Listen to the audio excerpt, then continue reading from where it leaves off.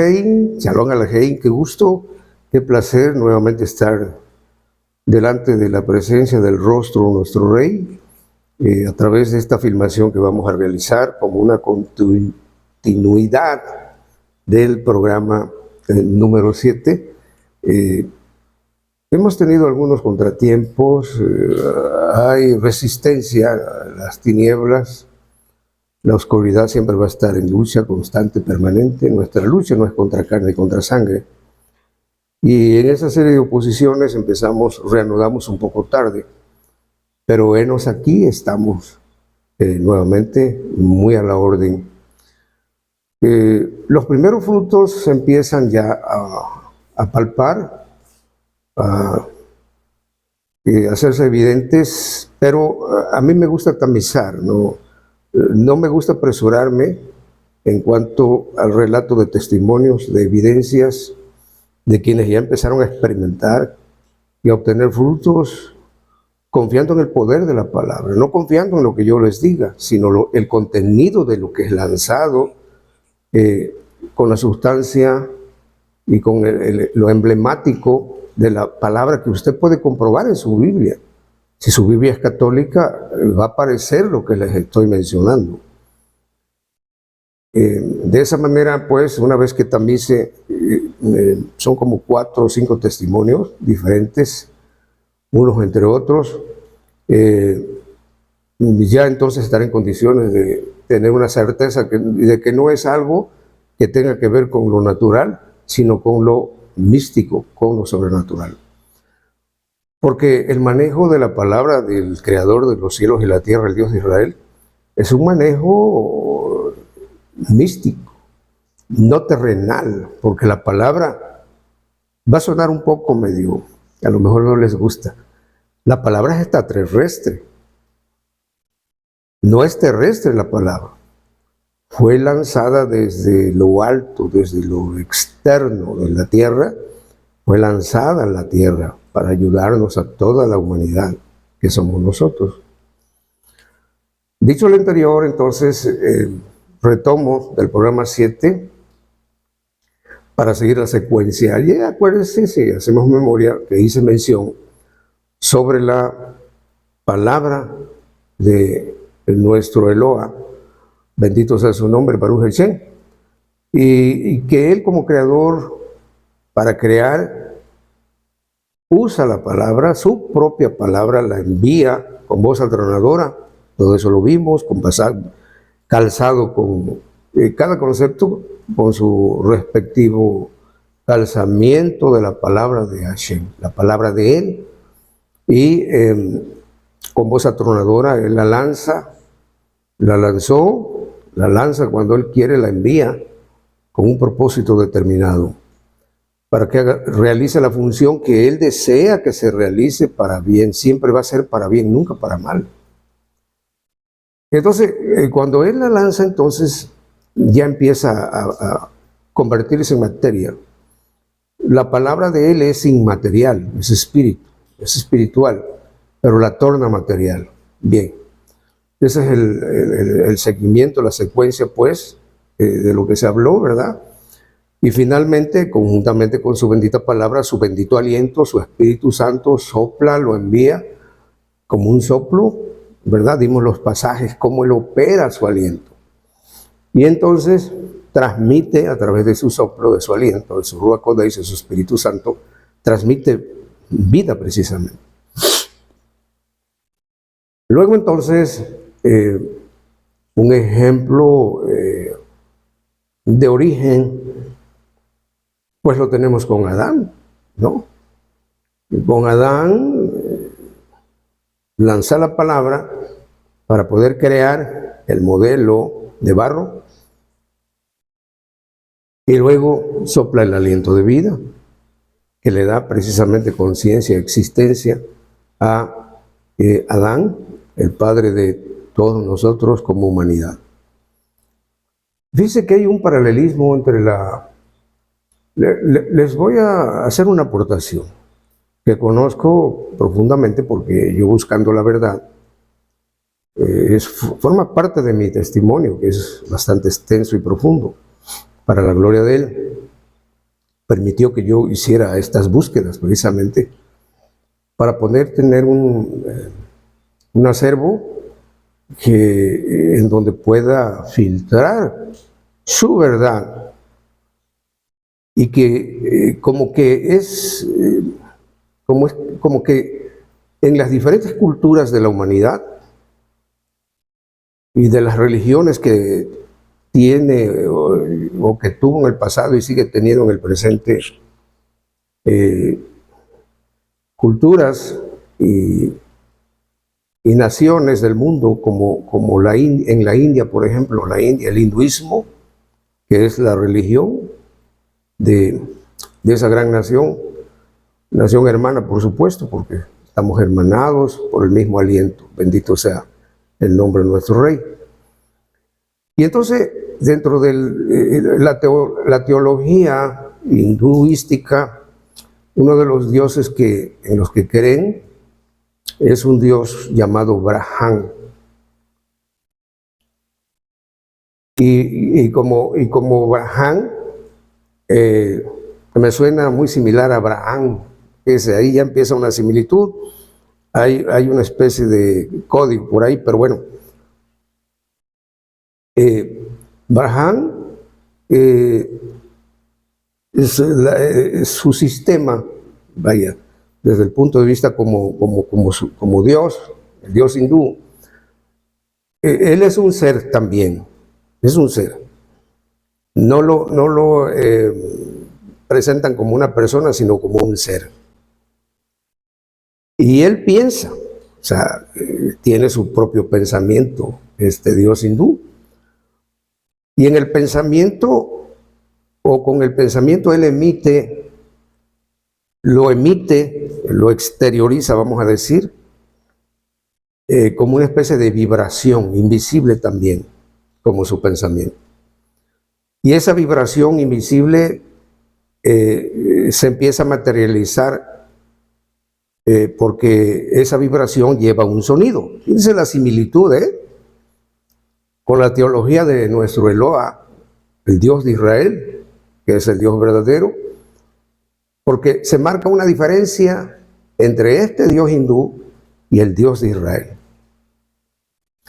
Hasta ahí van las similitudes, ¿verdad? Este sonido vibratorio que emana del pensamiento de Abraham empieza a tomar forma, se está materializando, porque este sonido, conocido como mantra, y es el famoso Om, yo lo pronuncié, por eso lo conozco. Naturalmente que yo no conocía nada de lo que estoy hablando, pero me pasaba por mi mente que yo iba a tener no un dominio de la bendita palabra, pero un conocimiento que me ha favorecido de tal manera en todos los aspectos. La manera física, moral, mental, espiritual y material también, porque nos ha bendecido. Porque en nuestro Eloa, el Dios de Israel, no se queda con nada. Entonces, esa es a grandes rasgos la manera de crear del Dios hindú, Brahman. ¿Cuál es la diferencia con nuestro Eloa, nuestro Elohim, el Dios de Israel? Porque el Dios hindú permanece mudo, él opera así en silencio totalmente. El sonido lo emite el pensamiento cuando salió de él, pero él, vamos a decir que no emite sonido alguno. Nuestro Dios, el Dios que hizo los cielos y la tierra, no es mudo. Él emite su palabra, emite su aliento y su voluntad va inmanente en cada palabra, en cada pensamiento. Bien, pues lo quise enfatizar de esa manera para ver las similitudes que hay y que todas esas similitudes, un poco tergiversadas tal vez en diferentes culturas religiosas de diversas naciones, como que espejean hacia el Dios de Israel, el Dios verdadero en el que creemos y que tanto nos ha favorecido y nos sigue favoreciendo. Por creer en su palabra y por ponerla por obra, porque también es muy importante poner por obra su bendita palabra.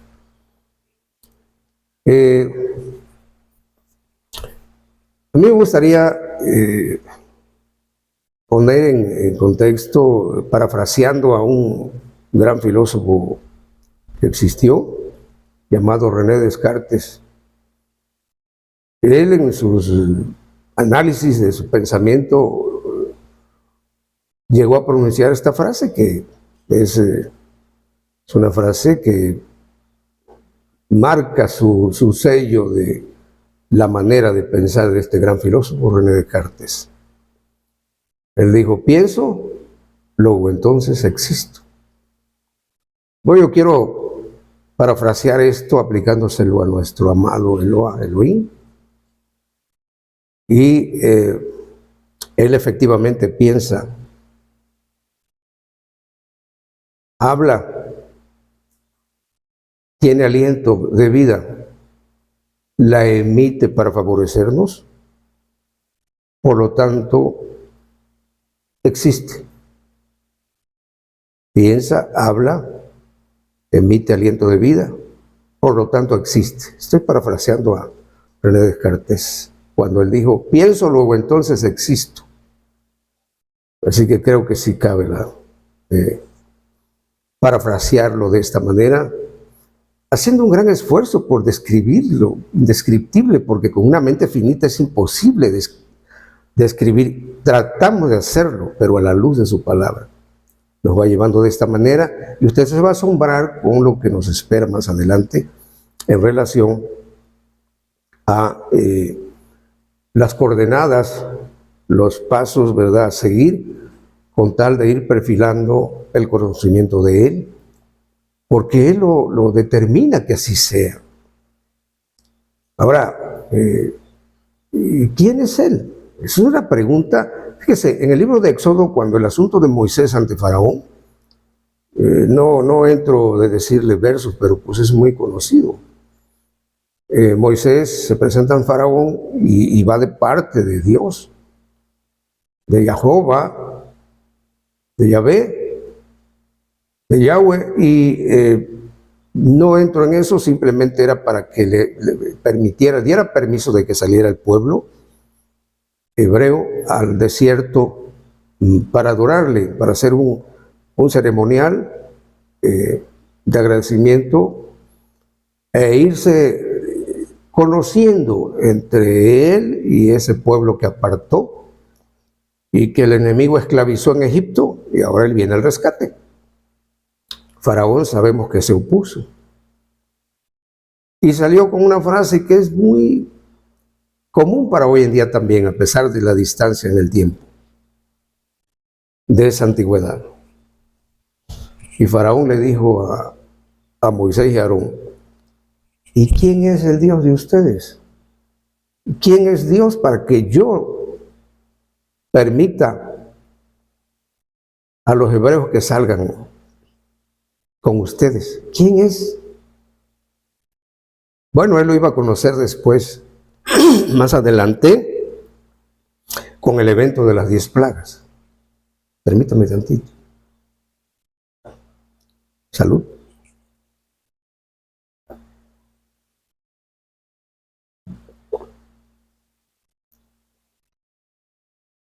Disculpe si oye un poco de ruidito, porque estamos en la madrugada y un temporal que nos cayó.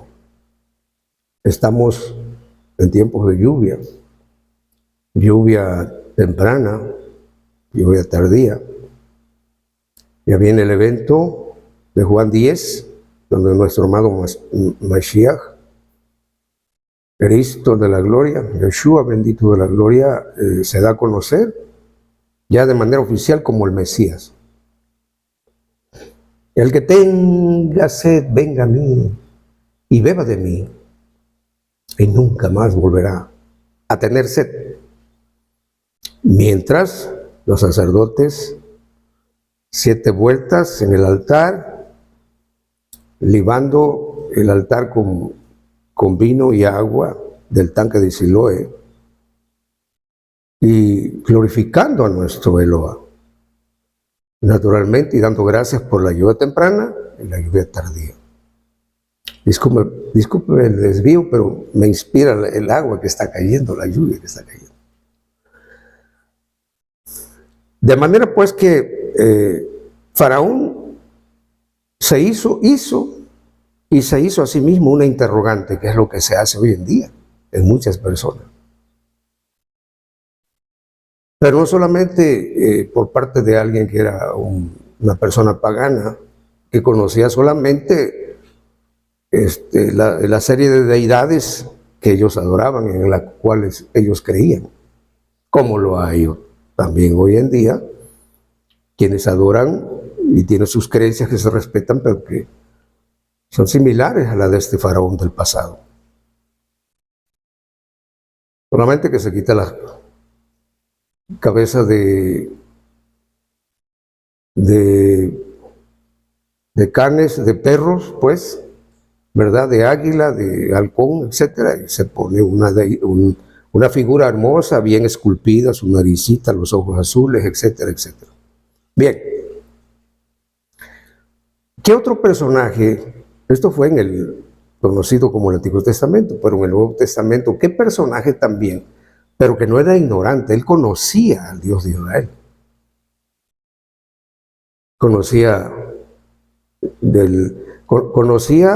de la Torá, era un fariseo, formado a los pies de Gamaliel, el gran rabino de aquel tiempo, el gran maestro de aquellos tiempos, y me estoy refiriendo al rabino Saulo de Tarso, y en griego le fue cambiado el nombre por la cuestión de lo lingüístico en donde él se desenvolvió, como el apóstol Pablo.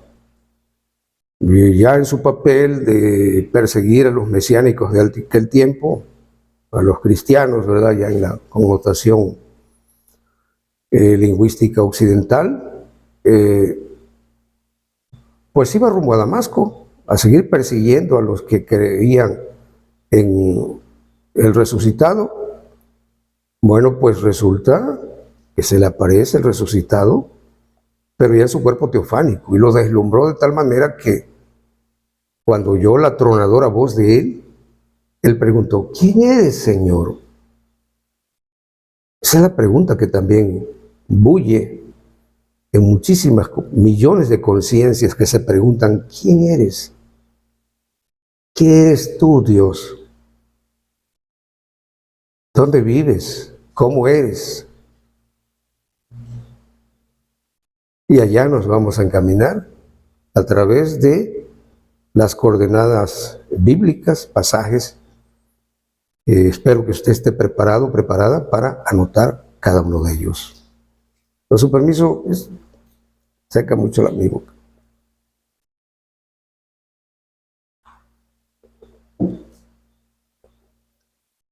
Ahora, déjeme decirle, es importante que apunte lo siguiente. El pensar como nuestro Eloa, el pensar como este Dios hindú, Brahma,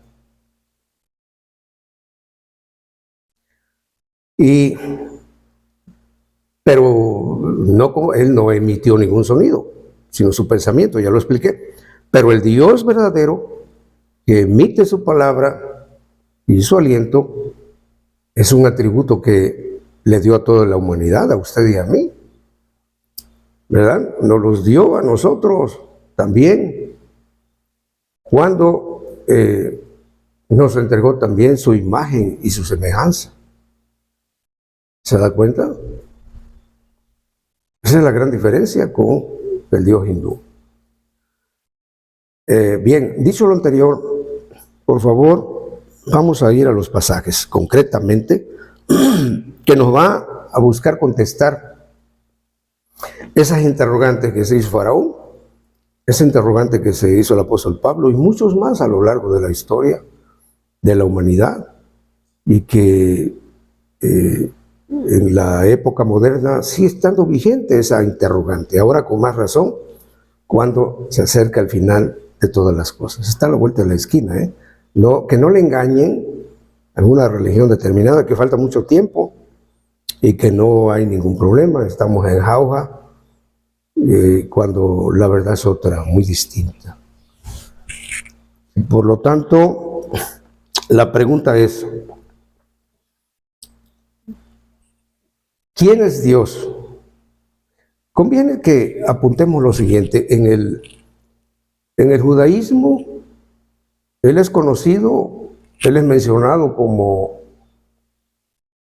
el Shaddai, como Adonai, es conocido como Hashem, así lo mencionan generalmente, Hashem. Que Hashem te guarde, que Hashem te bendiga, que Adonai esté contigo, que el Shaddai, Yiret, te prospere en todo lo que tú emprendas. El judaísmo. Esos son los conceptos, los títulos más bien, para referirse a su Dios, que es el Dios de nosotros también, por supuesto. El cristianismo lo conoce como Jehová o Jehová, como Yahvé, en el caso del catolicismo. El mesianismo lo conocemos como Yahweh, ¿verdad?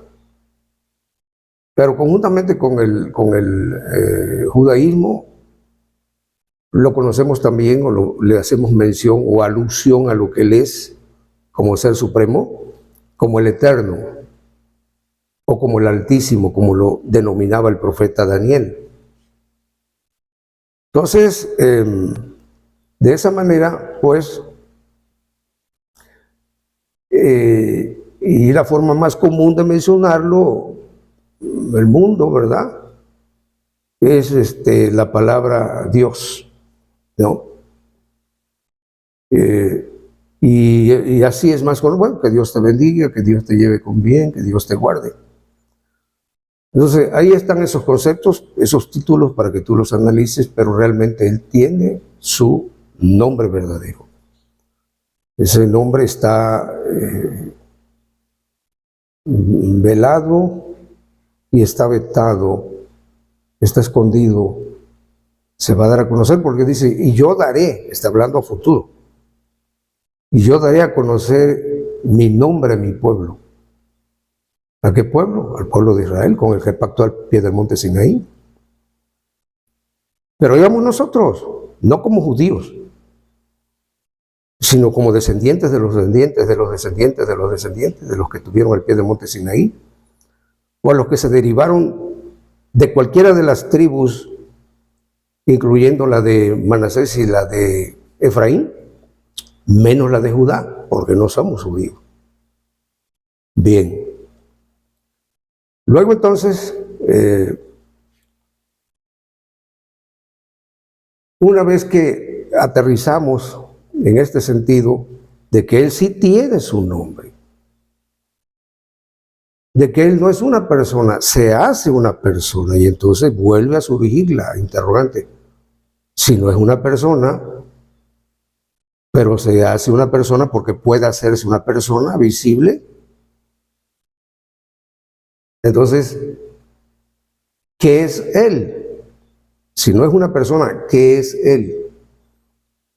Bueno, Él es un ser supremo. Él es un ser. Y el concepto hebreo de ser es la palabra eyej, que proviene de la raíz ayaj, del verbo ayaj, que significa yo soy.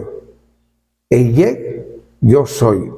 De hecho, eso cuando Moisés le pregunta a él, cuando le da la orden, tienes que ir con Faraón y diles esto, pero primero el pueblo, sí, porque tenía que ir al pueblo. Dice, no, ¿cómo me van a creer? Y vino lo de la vara, que se volvió serpiente, etcétera. Bueno, pero concretamente, ¿de parte de quién le digo al pueblo?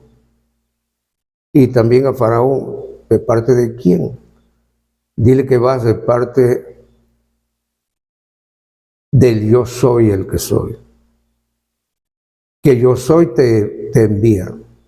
Entonces, Eyek, del hebreo, de la raíz hebrea, Ayak, significa ser. Y como Él es eterno y es lo más elevado que pueda haber de cualquier tipo de ser o persona que exista en el universo o el multiverso, pues es ser supremo. No es muy difícil conectar a este gran ser supremo que es nuestro Dios verdadero con su supremacía, con su eternidad y con su verdadera deidad.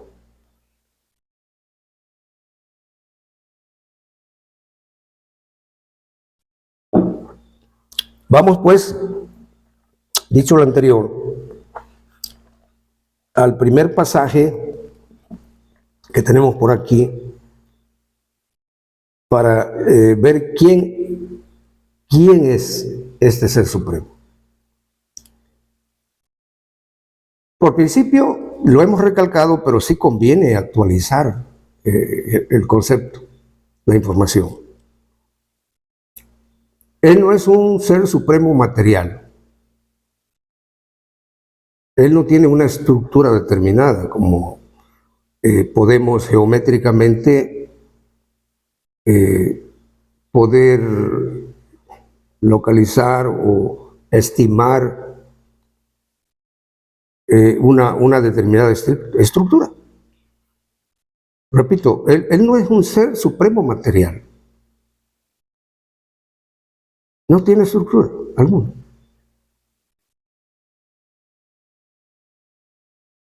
Él es espíritu. Y es tan justo, tan noble, tan santo, que su dimensión de santidad es tan elevada, que como espíritu invisible, inmortal, eterno, es Espíritu Santo. Bueno, pues vamos a ver si es cierto y vamos pues al pasaje del libro de San Juan, capítulo 4, verso 24. 4, verso 24, dice a la letra, contestando acerca de la interrogante de quién es Él. Él es, dice el verso 24, Dios es espíritu, con E mayúscula para denotar la diferencia de un espíritu normal, común, a un espíritu eterno, un espíritu santo. Dios es espíritu y los que le adoran en espíritu y en verdad, es necesario que le adoren. O sea, hay una necesidad, pero hay una directriz de cómo debe de ser la verdadera adoración. No una adoración pagana delante de una figura masculina o femenina, como lo hacían los egipcios en el pasado, como lo hacían los cananeos, los jebuseos, los heveos, los filisteos, etcétera, etcétera. Y como se hace actualmente en muchas religiones, ¿verdad?, que heredaron toda esa connotación espiritual, actualizándola ya no a modelos deformes como era en el caso de nuestros antepasados aztecas, los mexicas, que tenían sus deidades con rostros muy deformes, que hay una razón del por qué. No creo que eso se les ocurrió a ellos. ¿Por qué no copiaron, por ejemplo, la figura del rostro de Cuauhtémoc, ¿no? Bien parecido, moreno, raza de bronce, etcétera? Pero eso es otro punto que tiene bíblicamente tiene su apoyo, ¿eh? Entraremos en todo ello. Bien, Juan 4 nos demuestra que Él es espíritu. Entonces ya tenemos ahí la primera coordenada para que tú tomes nota de que Él no es un ser material. crea la materia y él se materializa, por supuesto. Pero coyunturalmente él no es materia, él es espíritu eterno. El otro pasaje, ahora, como es espíritu, es invisible. ¿Cómo? La bendita palabra de la Escritura avala que es invisible. Vamos a ver si es cierto. Vamos a buscar en el libro de Colosenses, capítulo 1. Colosenses, capítulo 1.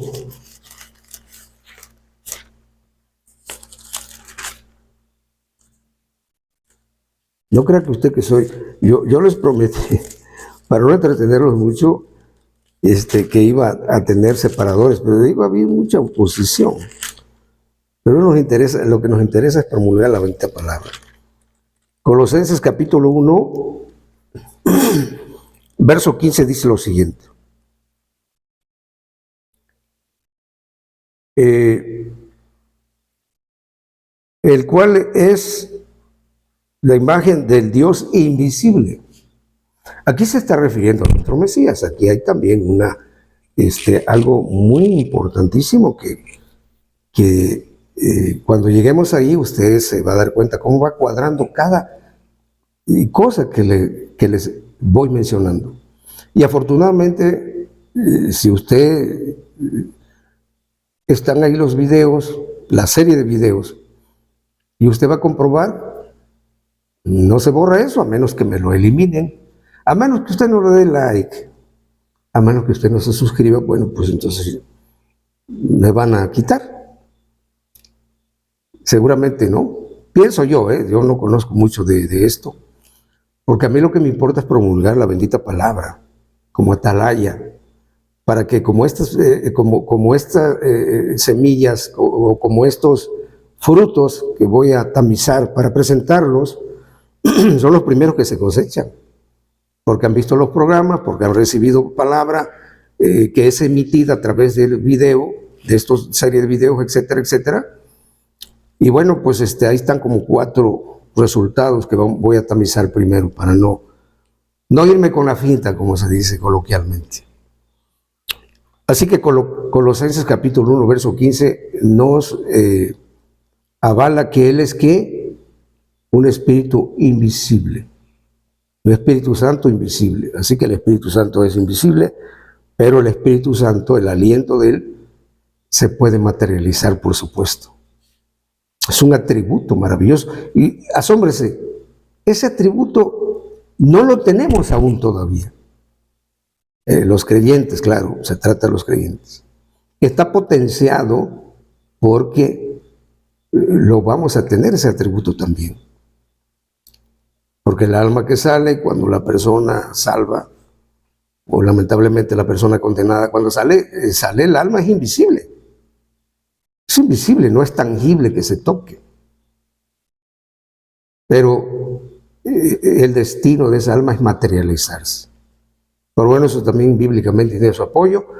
No es el caso o el tema, pero le voy dando también coordenadas para que usted sepa valorarse a sí mismo, a sí misma, que usted no es cualquier ser físico, mental o espiritual, no es cualquier cosa usted. Es el producto de la palabra de Él, del aliento de Él, de su figura, de su imagen que Él escogió para sí mismo, y volverse visible, y nos volvió visible a nosotros también. Bendito sea su nombre. Yoher Bajei. Bien, entonces, Él es, vamos a ir ahora, después de Colosenses 1.15, vamos a Hebreos capítulo 11, 27. Vamos a Hebreos, pues. Vamos a ver qué nos dice el libro de Hebreos, capítulo 11, 27. 8, 9, 10, 11, 27. Oiga, ya se dio cuenta, gracias a nuestros hermanos y amigos del estado de Quintana Roo, porque de allá vino la sugerencia de que mejorara yo la El sonido. Bueno, pues aquí ve usted. No crea que es un adorno, para verme mejor. No. Para adornar mi barbita. No. Es un instrumento maravilloso porque va a mejorar mi dicción y el sonido. Porque lo que me interesa es que llegue la potencia del sonido, la potencia de la palabra en usted y haga maravillas en su biología. ¿No lo cree? Usted va a sanar.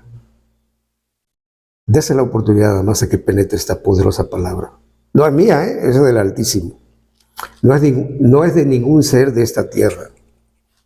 Viene de lo alto. Y la salvación y la sanidad y la prosperidad viene de lo alto. Bendito sea su nombre.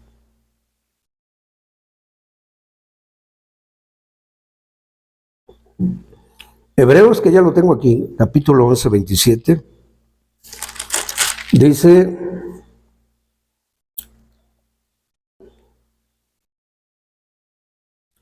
por fe dejó a Egipto.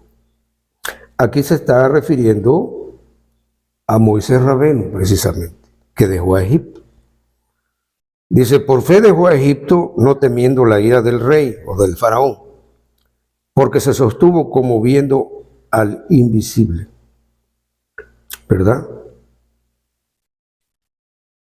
A ver en el contexto dice a partir del 23, por fe Moisés, nacido, fue escondido de sus padres por 3 meses, porque le vieron un niño hermoso y no temieron el mandamiento del rey. Por fe Moisés, hecho ya grande, rehusó ser llamado hijo de la hija de Faraón, eligiendo antes ser afligido con el pueblo de Hashem que gozar de comodidades temporales de pecado,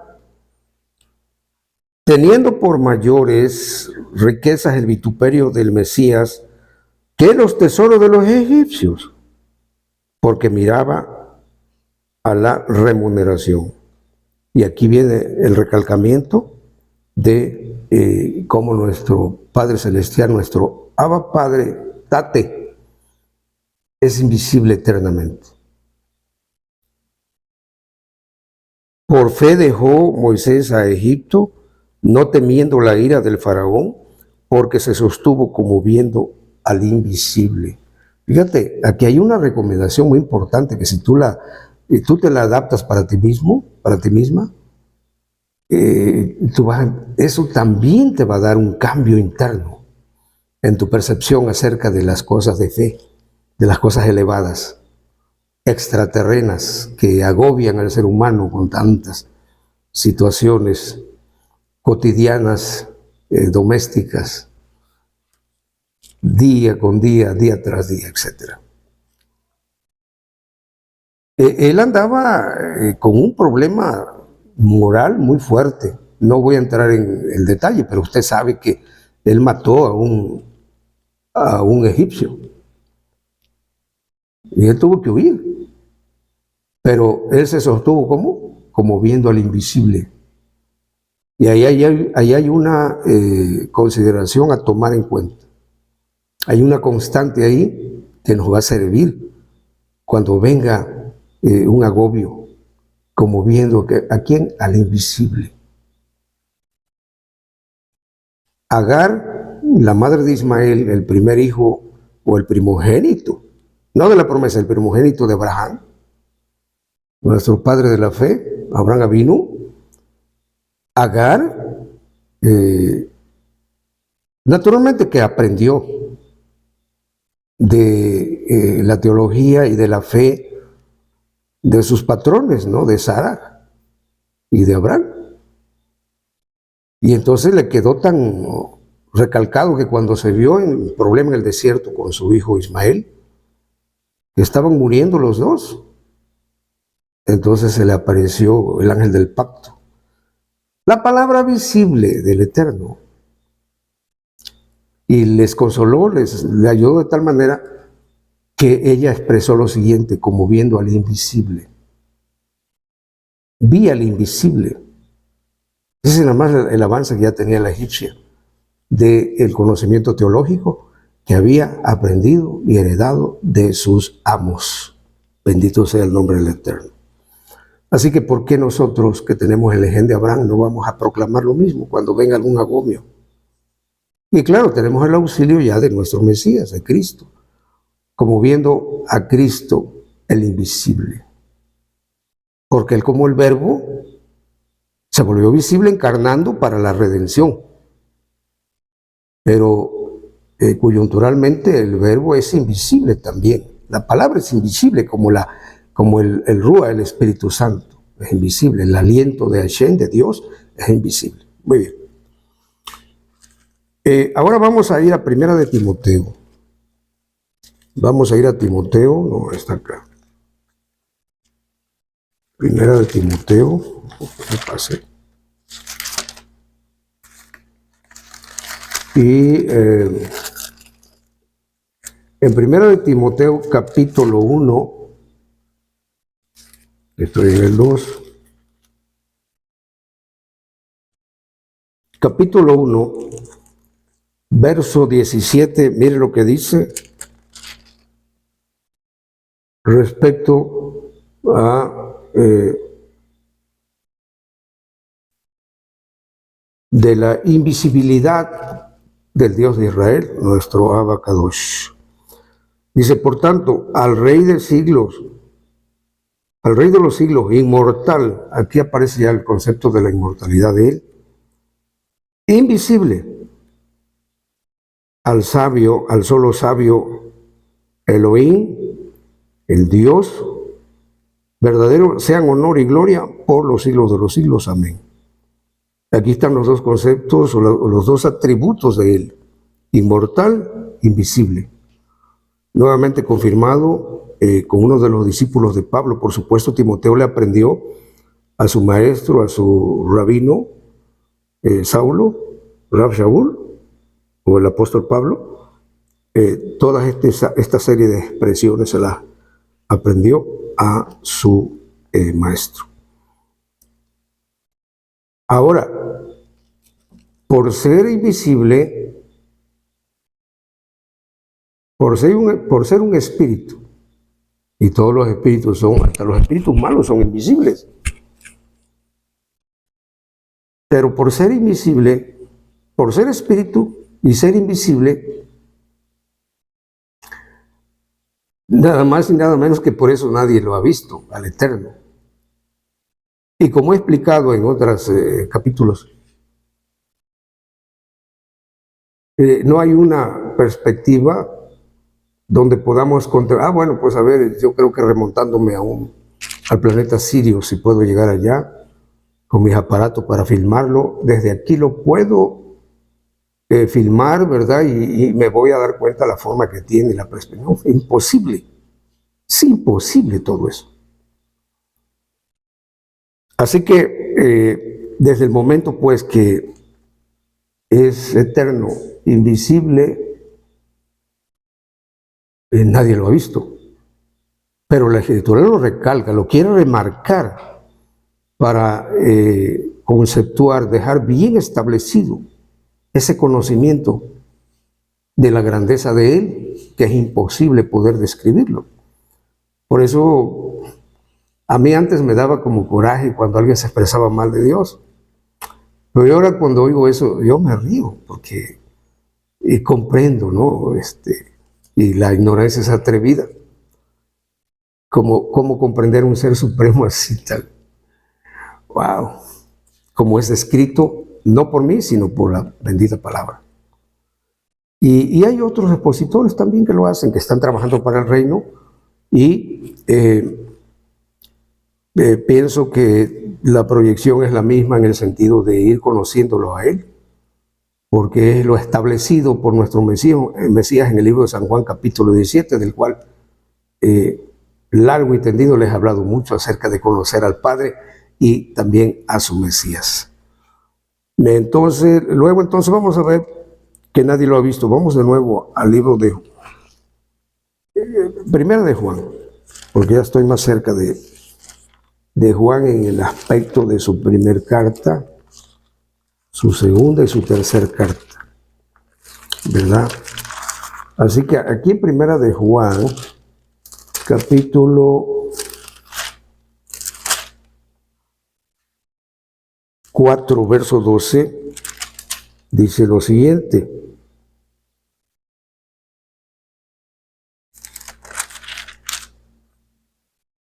Verso 12 dice lo siguiente: ninguno vio jamás a Dios. Si nos amamos unos a otros, Dios está en nosotros y su amor es perfecto en nosotros. Bueno, pero el punto nos interesa todo, el verso, claro, pero en el aspecto de la coordenada, de nuevo, ninguno vio jamás a Dios. Cuando dice ninguno, ni siquiera, pues es que el ángel, el arcángel Gabriel, Miguel, etcétera, no, nadie lo ha visto, solamente el verbo, su menra, su debar, su logos, solamente. Y por supuesto su aliento que forma parte de él también conjuntamente con su bendita palabra, el verbo, el aliento, el Ruach HaKodesh, el Espíritu Santo. Eso lo constituye como un ser supremo en esta unidad de Had. Es una unidad de Had entre él como ser supremo, su supramente, que tiene palabra, que tiene aliento de vida, opera en Ehad, que es una unidad conjunta. En griego es una unidad sinergética que cooperan mutuamente para un determinado fin, que es hacer el bien, por supuesto. Así que ahí tenemos Primera de Juan, capítulo 4, 12, que nos dice que nadie lo ha visto jamás, nunca. Ahora vamos también a Juan, pero aquí ya como apóstol, bueno, aquí también es apóstol, claro, por supuesto. Juan capítulo 1. Capítulo 1. Mire, estoy haciendo un esfuerzo, porque es que los lentes salen ahí. Y tengo una versión, una Biblia un poquito más grande la letra. Y por eso me da un poquito. San Juan capítulo 1, 18 nos dice así a la letra: a Dios nadie le vio jamás. El unigénito Hijo que está en el seno del Padre, Él le declaró. Lo que acabo de mencionar hace un momento. ¿Se da cuenta? Bien, ahí están esas 5 o 6 coordenadas, no las conté, pero usted las tiene anotadas ahí. Para desentrañar el misterio de nuestro Eloa.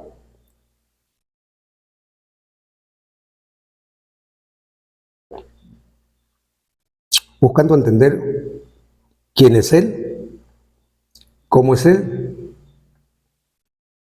y vamos a adicionarle algo más, complementariamente hablando, para tener un enfoque más completo. Y la pregunta sería: ¿y de qué tamaño será? ¿De qué tamaño es? Bueno, pues Él no tiene tamaño, ya lo hemos recalcado, de nuevo, lo enfatizo. Él no tiene tamaño, no tiene dimensión, no tiene una estructura determinada.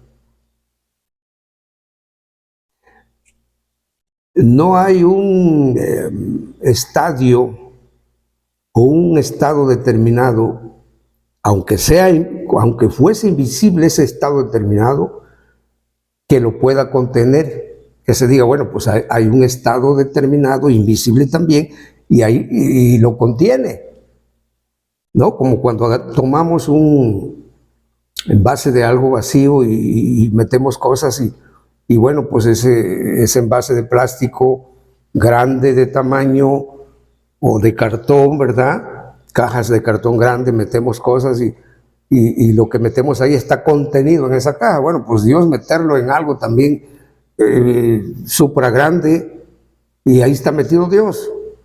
Y entonces al estar metido podemos saber, hasta podríamos medir, ¿verdad? Hay una matemática, un cálculo geométrico, ¿cómo se dice? Y poder saber, pues ahora sí tenemos, al saber dónde está metido él, ¿verdad? Al tener las medidas, sabemos el tamaño de él. Pero resulta que, ¿qué? Que nada lo puede contener.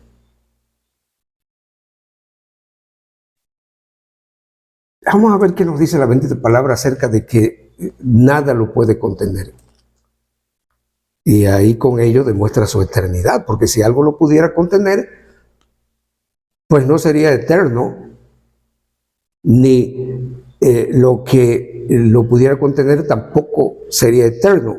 Por lo tanto, no existiría la eternidad. Y entonces sería una falacia el milenio prometido, que vivamos los salvos en el milenio y después la vida eterna.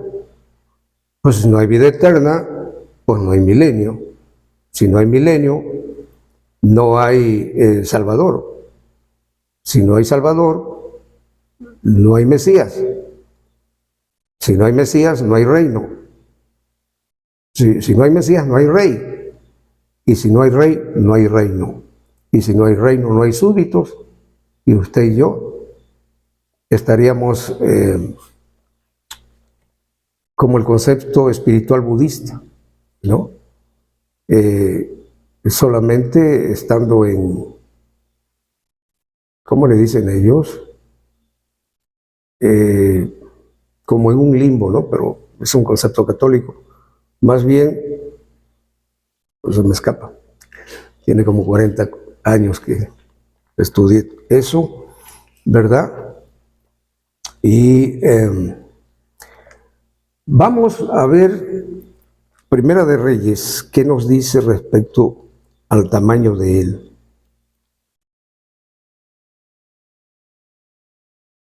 Primera de Reyes, capítulo 8.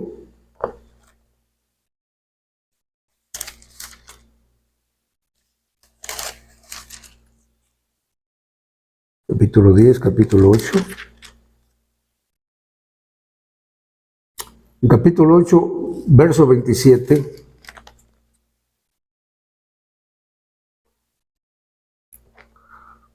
Dice la bendita letra: sin embargo, ¿es verdad que Dios haya de morar sobre la tierra? Mire, en el contexto es David el que emitió esto que usted va a escuchar. Ya recordé, gracias al Ruach Kodesh, nirvana es el concepto budista, de estar en un estado conocido como nirvana, donde ni fu ni fa. Entonces, no quiero eso. El verso 27 nos dice ahí, les aclaro, es David el que expresa lo siguiente. Porque David, él quería construir el templo, el primer templo, pero no se lo autorizó nuestro Eloa, sino que le dijo, no, tú no, lo va a hacer tu hijo Salomón, a él sí le permito que lo construya. Pero en ese rol, en esa buena voluntad de David de querer construir el templo, él hizo este razonamiento, porque David lo conocía bien. O sea, estos conceptos que yo emito, David lo sabía. Y todos estos grandes hombres y mujeres también espirituales del pasado, ellos estaban muy afianzados en... Todo el mundo no estaba tan materializado como ahora. Eso de las redes y todo esto. Este aparatito que tengo frente a mí, que me está grabando, es una maravilla para transmitir lo que realmente vale la pena. Porque esto es lo que vale la pena. Lo demás es transitorio. Los grandes hombres y mujeres que han triunfado desde la perspectiva humana, del humanismo secular, ellos necesitan también la salvación, necesitan este camino, necesitan esta verdad y este conocimiento, si no, no podrán escapar. Por eso el proyecto que he promulgado se llama Proyecto Atalaya, como lo escapa por tu vida. Entonces, mira los conceptos, cómo pensaba acerca de este conocimiento, cómo lo expresaba el rey David. Sin embargo, es verdad que Dios haya de morar, haya de vivir sobre la tierra.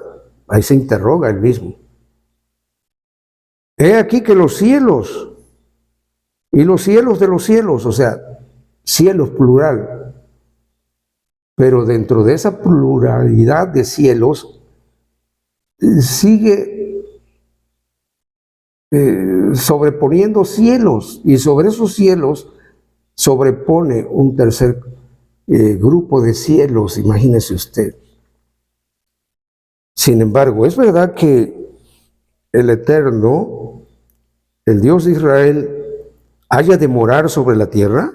He aquí que los cielos de los cielos de los cielos no te pueden contener, cuanto menos esta casa que yo he edificado. Voy a corregir, perdóneme, mencioné a David, pero está bien. Mencioné a David, David también lo creía. Aquí está hablando Salomón.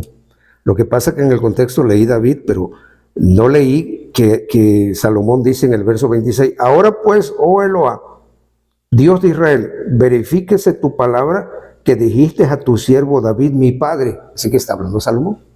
Me llamó la atención porque pues, dice, yo he edificado, ¿no? Pues, sí, el primer templo no lo edificó David. Amén. Bueno, discúlpeme ese pequeño lapsus. Así que, amados, el tiempo se me terminó. Me pasé 7 minutos y tengo que hacer la oración de sanidad, de lo biológico, de lo mental, de lo espiritual. Y para el siguiente programa continuamos acerca de qué tamaño es. Y todavía faltan muchas cosas importantísimas con las que se va a completar el esquema de conocer al Padre para luego conocer al Hijo y a su Ruach HaKodesh.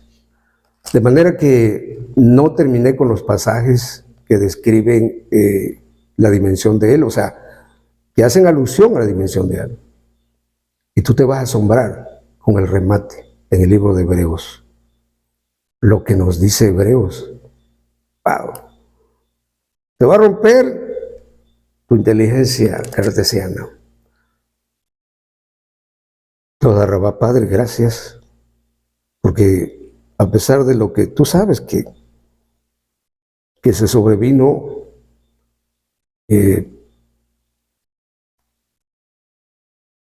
pero tú eres grande, tú eres bueno, tú eres misericordioso. Tú hiciste misericordia con estas personas que vieron y supieron acerca de ti a través de lo que tú hiciste. Yo no es que dude, pero me gusta tamizar. Sabes que mi estilo es tamizar, porque no quiero confundir lo natural con lo sobrenatural. No quiero darle una connotación tampoco a lo que comprobadamente es místico y sobrenatural, que viene del cielo, que viene de ti, que viene de tu palabra, que emana de tu bendita palabra ungida. Darle una connotación doméstica, natural, terrestre, como tampoco me gustaría confundir de manera contraria. Pero lo importante es que hiciste la obra y sigues haciendo la obra en cada persona que ha creído tu anuncio. Bendito sea tu nombre. En esta hora, Dios mío, ahí quienes estén viendo este programa, este video, este proyecto Atalaya, parte de los capítulos que tienen que ver con el proyecto Atalaya, para que, como lo, aprendan a escapar por su vida, conjuntamente con sus familias. Porque lo que viene es terrible y no es para asustar a nadie, es para poner en alerta. Como en un buen gobierno que haya una institución conocida como protección civil, que es para avisar cuando está cerca un meteoro, una calamidad, y para que se preparen a escapar, porque el tsunami viene, porque el huracán viene, etcétera, porque el fuego viene, así también para las cosas que van a venir de lo alto, para purgar este planeta Tierra y a la humanidad que no se arrepiente. Tenemos que avisarle para que, como Lot, escapen por su vida. Ahí donde está esa mano derecha, en el lado del corazón, en el sistema cardiovascular, o ahí en su vientre, ahí en sus riñones, ahí en sus huesos seguramente está, si hay artritis, se está moviendo sus pies, sus manos, con sus ojos cerrados para que escuche el poder de la palabra emitida. Y donde sea, allí tal vez en sus ojos que haya un problema y que esté impidiendo la vista, o que vaya perdiendo la vista, o quien haya perdido la vista es recuperada la vista, porque tú abriste los ojos de tanta gente en el pasado y tú no eres diferente, tú eres eterno y eres atemporal para el bien que tú deseas hacerle al quien haya creído. Devuelve la vista a los ciegos, destapas el oído del sordo, desatas la lengua del mudo, tocas el sistema inmunológico. Tocaste en el servicio de hace 15 días a una discípula tuya, no mía, una discípula de tu palabra que la ha creído, se goza con el Avinu Milkeinu. Qué bien entona el Avinu Milkeinu. Avinu Milkeinu, Shema Koleinu. Te alaba a ti.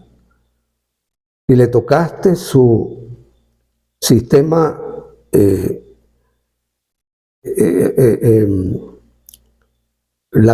glandular, en su glándula tiroides le tocaste.